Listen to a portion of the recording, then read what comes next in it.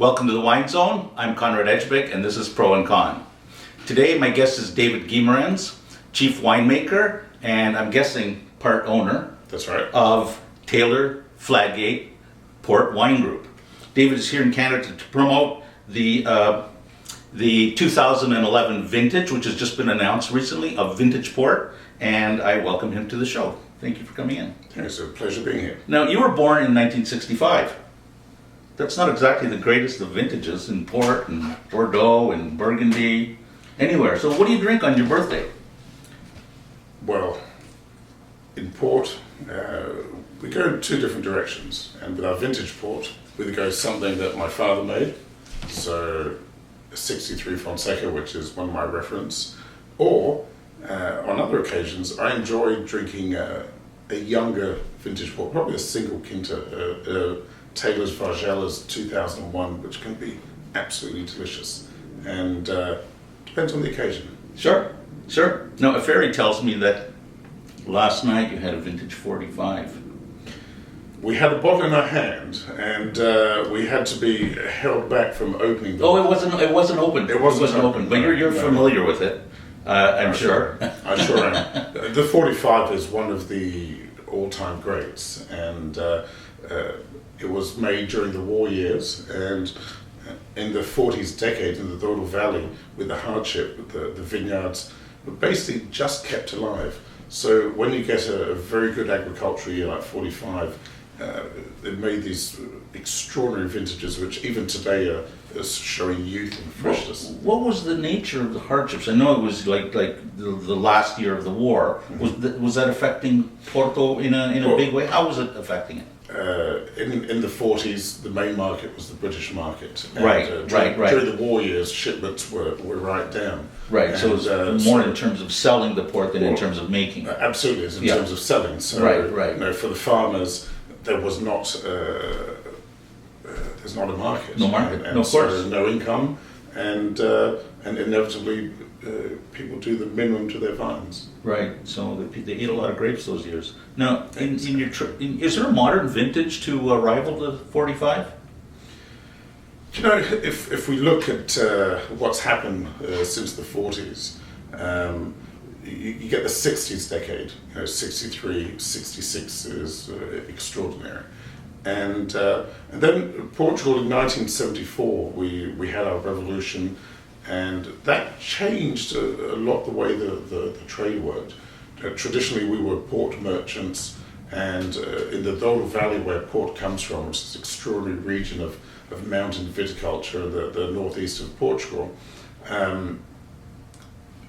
After the revolution, we as shippers became much more involved in the farming and the winemaking, and so the 70s was very much a period of transition, and then I think the 90s saw a huge revival in vintage port, and it's probably early to say, but the 94, which is an extraordinary vintage, I'd like to think that would rival the 45, but we have to wait around another 40 years.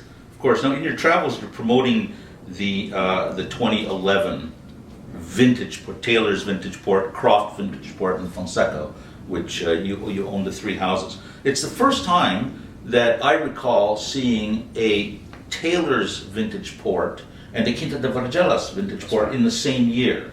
That's right. Well, since Vargella's is the base. More specifically, what you get behind each port house is that the character and personality of a port house is very much linked to the properties, what we call quintas, which are the estates that go into them.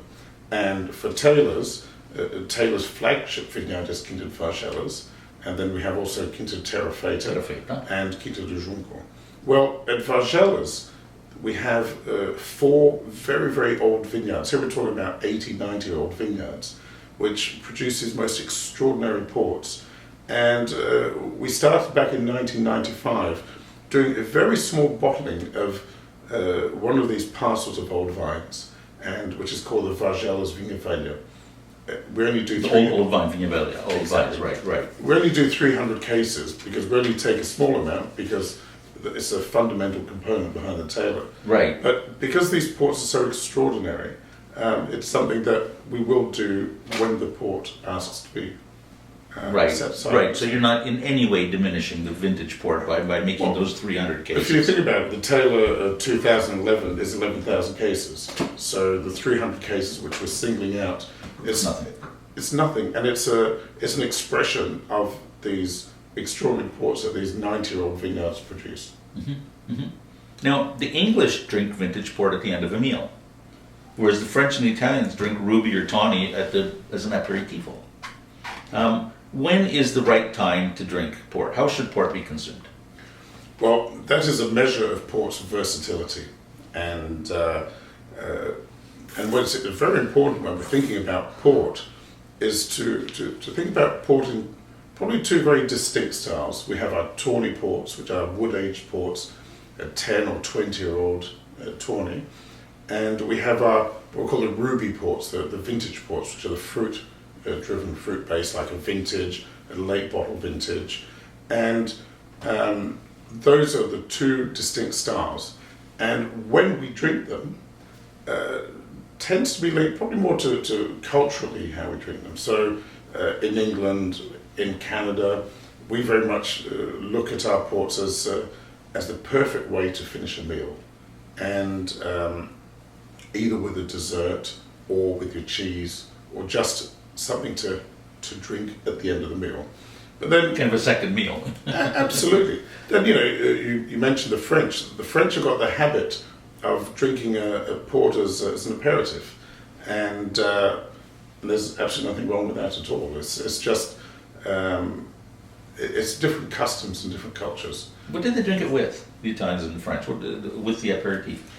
They'll pretty much drink it on its own. Mm-hmm. It's something to open the appetite, mm-hmm. and whereas in probably the more British culture, habits are to have it at the end. Where at the end of a meal, probably if you go on with a red wine, your mouth will start drying out a bit, and mm-hmm. You take a delicious glass of port. That sweetness, it just lubricates the conversation at the end of the meal. My mouth is already lubricating. Now, tell me, port and Stilton, port and Gorgonzola, port and Roquefort, port and Saint-Agur, all molded cheeses. What is it about that mold, that blue mold, that makes it such a good match with port? Well, and here, when we're talking about a good strong blue cheese, then we're going to look for a very rich young vintage port or a late bottle vintage where it's got all of the fruit but also the tannin, and it is that tannin which will cleanse the palate and just make it so delicious to go back for another mouthful or another glass. Mm-hmm. And it's that balance that we look for in matching food and wine, is that they balance each other. So these blue cheeses are very, very rich flavored, and there's not many drinks will actually be able to accompany and actually hold its own, and that's where vintage port does that magnificently. Mm-hmm. Mm-hmm. Absolutely. Now, your website states that your research and development brought new vinification technology to port making. Talk about that for a minute.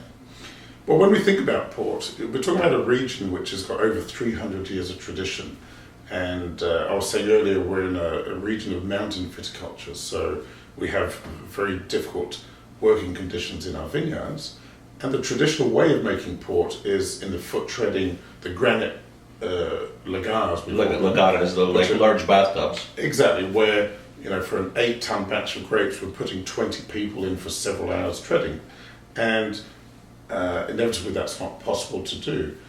And I have the good fortune to be working through this period of transition from a region where, as I was saying, in the 70s was pretty much 100% being made in these very labor-intensive practices. The old ways. The old ways, which the knowledge is extraordinary, a tremendous empirical knowledge, but done in that way. When when the port trade had to bring on new technology to do a fermentation without the treading, we had to reinvent our winemaking. And the reason for that is port is a fortified wine. What we're doing, we're taking grapes, the same grapes as if you'd be making a red wine, just that halfway through the fermentation, when half of the sugar has been converted into alcohol, we add a neutral grape spirit to stop the fermentation. So we kill the yeast and we raise the alcohol in port up to 20%. So the sweetness in port is your natural sugar from the grape. Now, what that means is that we have a very short period in which to bring out all of this colour and this tannin.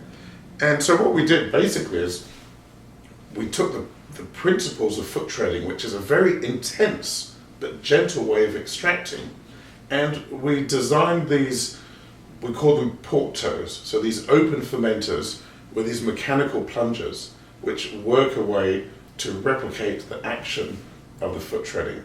And what that has done is that it has ensured that the quality of port has not been compromised at all. And probably the contrary, we have probably more control than we did probably 40, 50 years ago, where the variation between very good and not so good was much larger. Mm-hmm. And that's had a tremendous benefit to all styles of port. Mm-hmm. One of the beauties of foot treading is that the sole is strong enough to crush the grape, but not strong enough to crush the seed. That's right. Right? It's because it's got that pliability. That's right. And that's what you've added into these mechanical feet? Exactly. So, in effect, these mechanical feet, what they're doing is that they're pushing the skins up and down, and the fermentation is acting as a counter pressure, but it's not actually squashing against any surface. Right. I understand. So did you get these ideas from your studies in Roseworthy College, or in Australia, or elsewhere? Well, yes.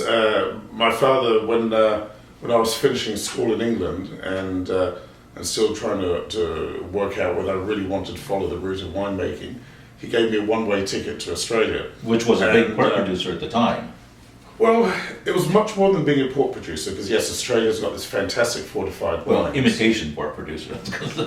Yeah, but in Portugal 30 years ago, we used to make champagne, so we used to imitate the French. Right, okay. If we go back a generation, these styles, port represented a style. Champagne, which today we distinguish between champagne and sparkling, of course, represents a style. So yes, Australia has 200 years of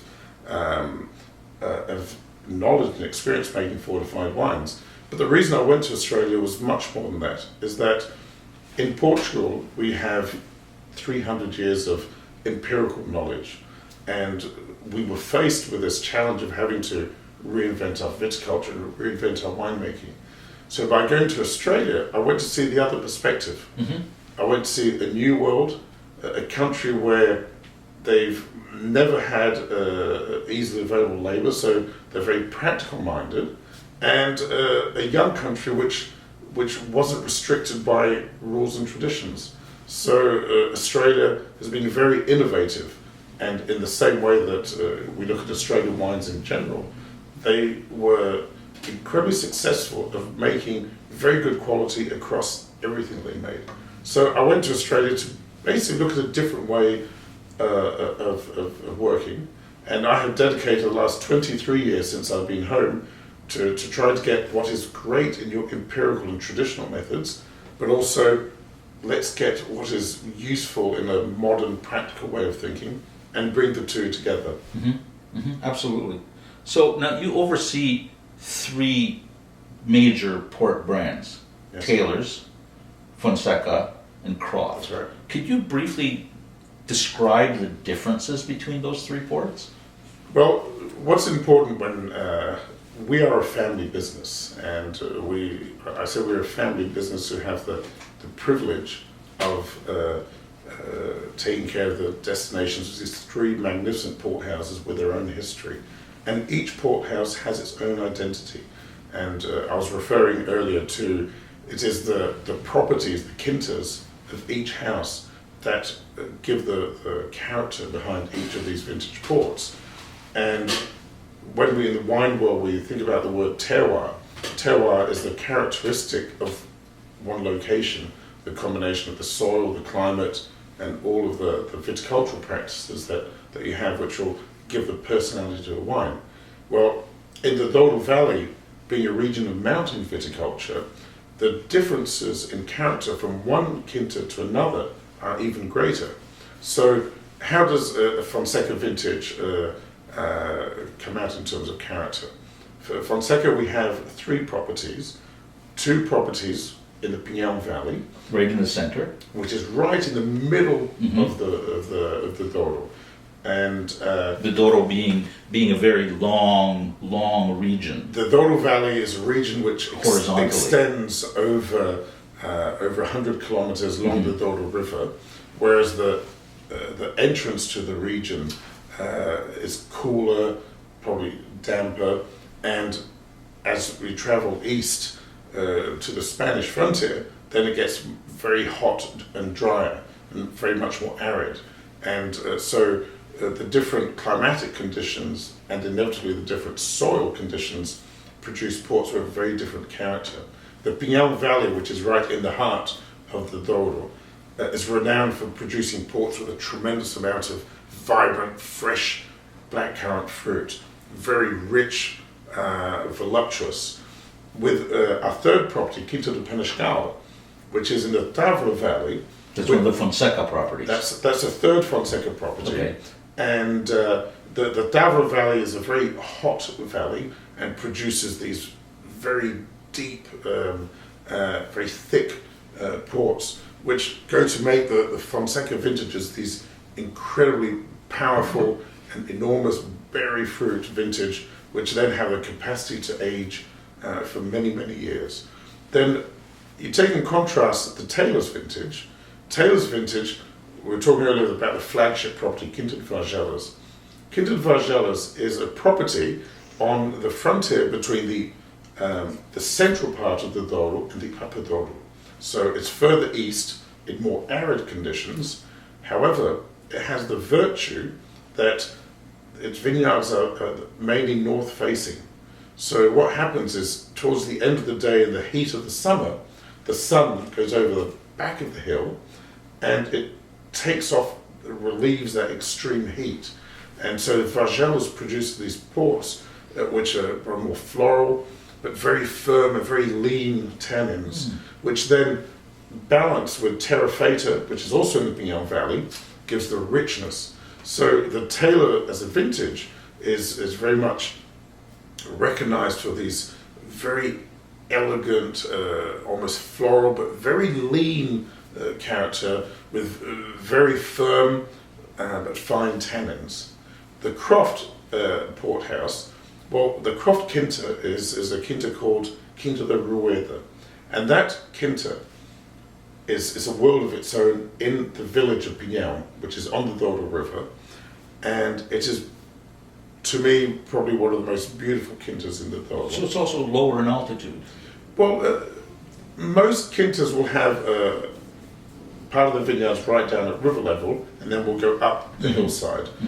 But the Croft Quinta is very exposed, and it produces these wonderfully spicy, almost mint eucalypt aromas. Probably one of the things that distinguishes the Croft vintage in relation to both the Fonseca or the Taylor, it is the most expressive on the nose. And on the palate, it is quite silky and got a beautiful mouthfeel, and which makes it very, very approachable. Fantastic. So that's Fantastic. the personality of each house. That's so informative. I'm so glad that you could come here, David. I'm thrilled that you've been here. Thank you for coming in, and I wish you a very productive trip in Canada. Well, thank you very much, and it's a great opportunity to come to talk about our 2011 vintage port. And if I may just add that when we think about vintage port is the selection of the very best ports in the very best years. And there is no doubt that one of the things that makes vintage port one of the great wines of the world is this capacity to age for a lifetime in the bottle. But if you think about it, if it's going to be that good to be able to live for a lifetime in the bottle, well, imagine what it tastes like when it's young. And a young vintage port in its first 10 years is what I call a perfect port. And so don't shy away at all from opening a bottle of vintage when it's in its first 10 years of age, young. It will be a perfect ruby port. And you get a lot of enjoyment. Outstanding. This is absolutely outstanding, and it's a great reason to have a dozen. Absolutely. Right? One a Because year. you want to taste one a year. Well, one every couple of one a maybe- month, maybe- one a okay, month. no, okay. 5 cases. One a year, 5 cases. Fantastic. Thank you again. Cheers. Thank you, and thank you for watching. Thank you. We'll be back again with more absolutely fascinating guests soon. Bye-bye.